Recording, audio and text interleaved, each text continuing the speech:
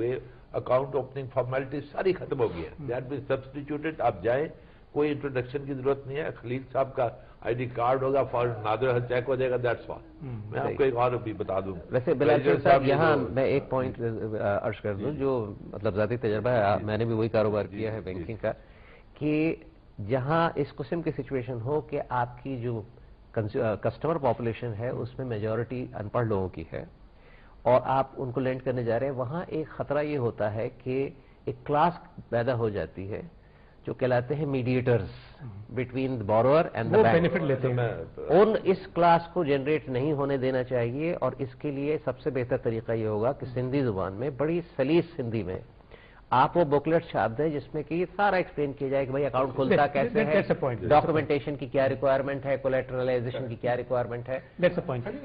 और बैंक के हवाले से मैं करना चाहूंगा, अभी तक हम लेंडिंग की बात कर रहे हैं कि बैंक ने जनाब किसको कर्जा देना है। मैं एक चीज़ यहाँ पर और बताना चाहता हूँ कि बैंक को डिपॉजिट्स की भी ज़रूरत होती है। 10 बिलियन का कैपिटल है, बट इसके अलावा बैंक को डिपॉजिट्स की भी ज़रूरत होगी। सिंध हुकूमत को ये चाहिए कि जो उनके अपनी इंस्टीट्यूशंस हैं, मिनिस्ट्रीज हैं, इदारे हैं, उनके जो डिपॉजिट्स हैं वो भी बैंक के अंदर रखें, क्योंकि अब उनका अपना बैंक है। ठीक है, एक मिसाल देता हूँ, ये जो पॉइंट दिया ना आपने, इस पे मैं क्वेश्चन करना चाहूंगा कि आपने ये जो कहा कि डिपॉजिट, इस वक्त अगर मैं बैंकिंग सेक्टर को देखता हूँ तो कॉस्ट ऑफ डिपॉजिट में देख रहा हूँ कि काफी हाई उनको, अगर वो कॉर्पोरेट सेक्टर को टारगेट करते हैं तो कॉस्ट ऑफ डिपॉजिट जो है उनको काफी हाई पे करना पड़ता है। अगर ये कॉन्सेप्ट सिंध बैंक करेगा और कॉर्पोरेट सेक्टर की तरफ जाएगा या फिर हाई नेटवर्किंग पीपल की तरफ जाएगा तो कॉस्ट ऑफ डिपॉजिट जो है काफी हाई होगी। और मैं भी मैं थोड़ा आपको एक वाकया बतलाऊं। अभी मुझे रऊफ सद्दीकी साहब जो minister of industries and promotion के बतलाया है, साइट लिमिटेड एक बहुत बड़ा इदारा है, उनके पास लोगों के प्रोविडेंट फंड्स और ये थे, कई करोड़ रुपए उनके एमडी ने किसी ऐसी इंस्टीट्यूशन में इन्वेस्ट कर दिए जहां से कोई उम्मीद नहीं है। एनएलसी जो था उसका आपने सुना होगा कि करोड़ों रुपए उन्होंने जनाब ज्यादा प्रॉफिट कमाने के चक्कर के अंदर।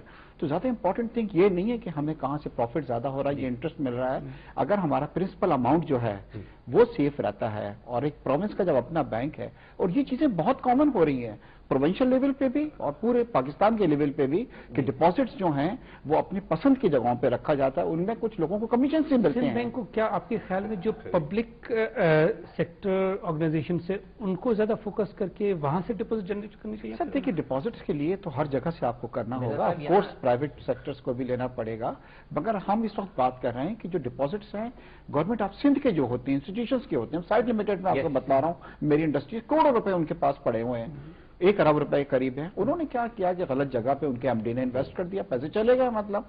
तो वो ऐसे कानून भी बनाए जाएं सिंध गवर्नमेंट के अपनी इंस्टीट्यूशंस को, अपनी मिनिस्ट्रीज को, इदारे जो हैं अपने जो भी सरप्लस फंड्स हैं वो बैंक के अंदर। एक पॉइंट यहाँ और ऐड कर दूं मैं आपको, जो बहुत इंपॉर्टेंट पॉइंट है, जिसके नतीजे में बाज़ दफा गवर्नमेंट बिलावजह पैसे बोरो करती है। वो क्या है? डेट मैनेजमेंट अगर सेंट्रलाइज न हो तो क्या होता है कि सैकड़ों अकाउंट हैं जिनमें क्रेडिट बैलेंसेस गवर्नमेंट के पास मौजूद हैं, उसके बावजूद गवर्नमेंट बोरो कर रही है। जबकि अगर आप उसको सेंट्रलाइज करेंगे डेट मैनेजमेंट को, तो आपको net position on a daily basis. ये बहुत वैलिड पॉइंट है, इस पर मैं आपको पॉइंट ऑफ व्यू लूंगा। मैं उजैर से ही जानना चाहूंगा कि मैन्युफैक्चरिंग सेक्टर को कॉस्ट ऑफ डूइंग बिजनेस का एक बहुत बड़ा मसला है हमारे मुल्क में। हम देख रहे हैं कि डिस्काउंट रेट जब 14% हो, साथ ही साथ specially energy and power prices जो आजकल बिल्कुल आ रहे हैं, और साथ ही जो एक्सपोर्ट रिफाइनेंस रेट जो है अगर वो 9 से 10% हो जाए तो एक्सपोर्टर्स को भी एक हम देखें बहुत बड़ा प्रॉब्लम। आप क्या समझते हैं कि बैंकिंग सेक्टर इस वक्त ठीक है प्रॉब्लम्स में है, लेकिन क्या कंट्रीब्यूशन कर सकता है एक्सपोर्टर्स को फैसिलिटेट करने के लिए और साथ ही साथ मैन्युफैक्चरर्स को फैसिलिटेट करने के लिए? देखें, बेसिकली मैन्युफैक्चरर ही एक्सपोर्टर है। जो आप सवाल कर रहे हैं उसमें मैन्युफैक्चरर ही एक्सपोर्टर है। हमारे यहाँ प्रोसेस एक्सपोर्ट्स बहुत कम है, बेसिक मैन्युफैक्चरिंग एक्सपोर्ट्स हैं। उसमें बैंकिंग सेक्टर, क्योंकि इस वक्त प्राइवेट बैंकिंग सेक्टर जो है वो सबसे बड़ा सेक्टर माना जा रहा है एक अच्छी एंटरप्राइज के लिए पाकिस्तान में, उसने किसी भी किस्म का वो बेनिफिट मैन्युफैक्चरर को पास ऑन नहीं करना जो कि उसके बिजनेस के लिए प्रॉफिट ओरिएंटेड ना हो। जैसे इन्होंने एक बात कही कि जी हर बैंक का कॉन्सेप्ट होता है प्रॉफिटेबिलिटी, लेकिन सिंध बैंक का concept is basically meant to promote the economy of Sindh. Profitability and social aspect. Social welfare for the people of Sindh. But not at the cost of, ये नहीं है कि हम कम करेंगे, ये नहीं कि प्रॉफिट होगा। लेकिन एक जो नॉर्मल प्राइवेट बैंक है वो सबसे पहले अपनी प्रॉफिटेबिलिटी को सामने रखेगा, अपनी सिक्योरिटी को सामने रखेगा, उसके बाद किसी भी किस्म के प्राइवेट सेक्टर को वो लोन पास ऑन करेगा।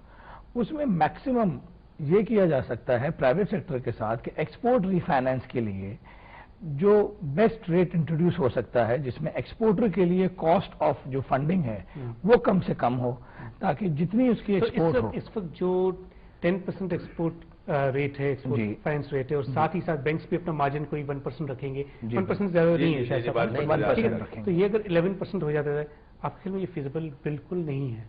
देखें, it will depend on industry. Countries हमारे दूसरे कंट्रीज के मुकाबले में अगर आप देखेंगे तो बहुत ज्यादा है, क्योंकि ये देखा गया कि जब 5 और 6% था उस वक्त हमारी एक्सपोर्ट्स बहुत बड़ी थी।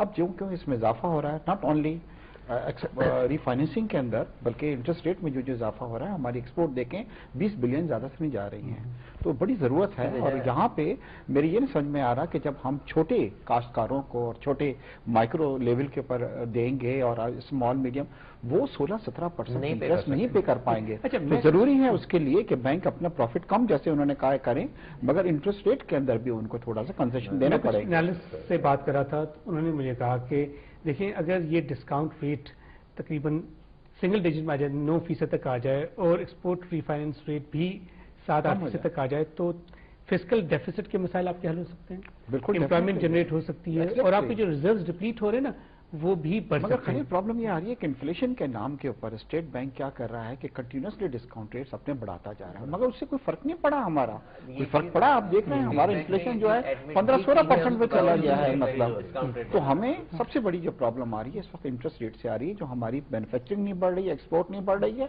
और जो हमारी एम्प्लॉयमेंट को भी जो है अफेक्ट कर रही है। इसमें अगर आप देखेंगे ना, जो मोस्ट पॉपुलर इकोनॉमीज हैं सच एज जापान, वहां पे interest rate for manufacturers are not more than 3 to 4%। That's right. लेकिन इस वक्त पाकिस्तान की इकोनॉमी या बैंकिंग सेक्टर इस सिचुएशन में नहीं है कि आपको वो इंटरेस्ट रेट प्रोवाइड कर सके। जापान के इन्फ्लेशन को भी देखें ना, तो वो 2 से 2.5% ही रहती है ना, ये भी तो मसला है ना। बिल्कुल। तो हमारे यहाँ पे इन्फ्लेशनरी प्रेशर्स, अच्छा, क्या इन्फ्लेशन को हम कर्टेल कर सकते हैं थ्रू फिक्स एक्सचेंज रेट? क्योंकि ये हमने देखा था कि थ्योरी आई थी 90s में, अगर आप खासतौर पे साउथ अमेरिकन कंट्रीज को देखें तो अर्जेंटीना, ब्राजील वगैरह में ये उन्होंने कहा था कि इन्फ्लेशन को कंट्रोल करने के लिए फिक्स एक्सचेंज रेट अगर हम रखें तो that is also viable solution. समझते हैं कि जहां तक आप इन्फ्लेशन की बात कर रहे हैं, वर्ल्ड वाइड इन्फ्लेशन का ताल्लुक डायरेक्टली किस चीज से है? मार्केट वॉलेटिलिटी से, प्राइसेस की, इंटरेस्ट रेट की, एक्सचेंज रेट की।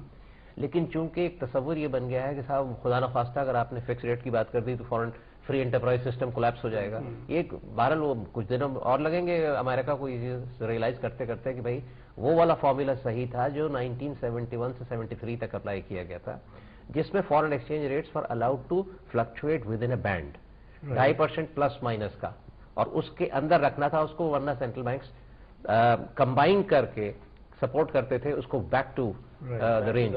ठीक है, ये चीज अगर कर दी जाए तो दैट इज वन एलिमेंट। लेकिन पाकिस्तान में एक और बड़ी वीकनेस है, हमारे यहाँ प्राइवेट रिटेल और होलसेल मार्केट जो है ये रेगुलेटेड है ही नहीं। ये अगर रेगुलेट हो जाए तो प्रॉब्लम सॉल्व हो सकते हैं, और सेल्फ रेगुलेशन की जरूरत है। लास्ट मिनट है, आपसे पॉइंट ऑफ व्यू चाहूंगा कि बैंक्स जो है हमने देखा है by and large government papers में इन्वेस्ट करके प्रॉफिटेबिलिटी करते हैं, लेकिन अब जो कि सर्कुलर आया रिजर्व बैंक की तरफ से कि जी इंडिविजुअल्स भी पीआईबीज में और टी बिल्स में इन्वेस्ट कर सकती हैं, इससे बैंकिंग प्रॉफिटेबिलिटी पे या डिपॉजिट पे कुछ असर तो आएगा लाजमी? खरीद सब पहले से बड़ा इम्पोर्टेंट, आज मुझसे शुरू किया आपने aim and objects of Sindh bank. जी जी, तो इम्पोर्टेंट बात यह है कि अपने कैपिटल से हम फाइनेंसिंग कर सकते हैं। जो भी इश्तियाक साहब ने कहा कि पहले तो हमने डिपॉजिट देखने हैं, डिपॉजिट से एडवांस होने हैं।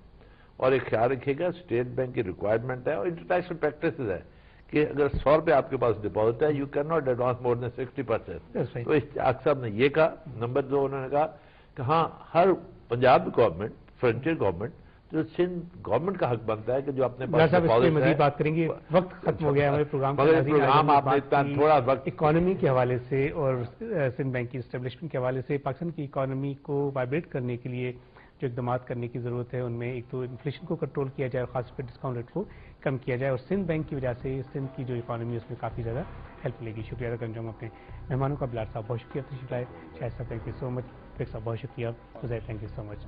फिर नाज़रीन अब तक के लिए इतना ही। कराची मरकज़ से अपने मेज़बान खलील अहमद और हमारी पूरी प्रोडक्शन टीम को इजाज़त दीजिए। अल्लाह हाफ़िज़।